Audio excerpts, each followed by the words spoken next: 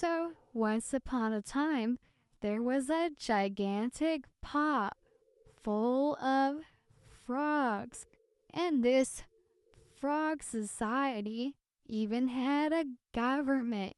And some of the frogs realized that the temperature was being turned up in the pot very slowly, and that eventually they'd all get boiled alive and they wouldn't even see it coming.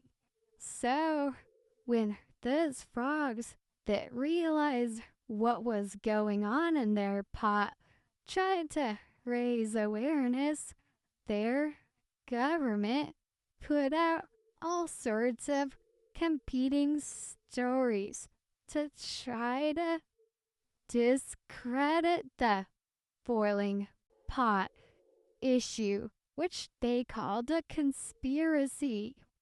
And the stories that they put out there were one, that all the frogs in the pot were pooping too much, and it was causing the bottom of the pot to erode, and eventually there would be a hole that all the water would leak out of. And the second story was that all the frogs in the pot were breathing too much air, which was causing a lot of the oxygen to just get thinned out.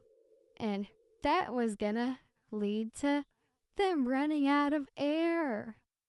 Then the third story was that all those frogs were eating up all the bugs, and that's why there wasn't enough to eat, 'cause the bug populations were being depleted.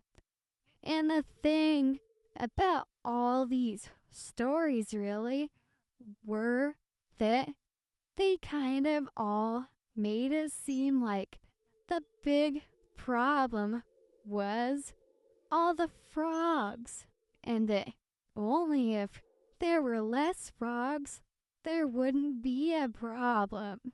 So, in a way, it kind of justified the whole boiling pot issue because their government was making it clear that they thought there were just too many frogs.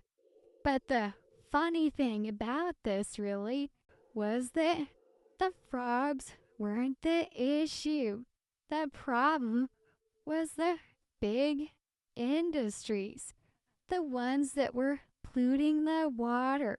And they were the reason all those frogs were in a big pot and not swimming free in a pond somewhere.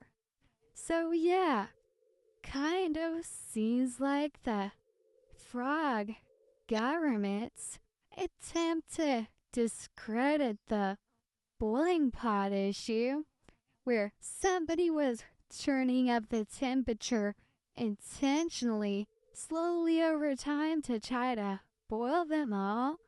Yeah, kind of seems like all their stories just backfired. So the result was that more and more frogs started to wake up and open their eyes to the nefarious things their governing frogs were doing.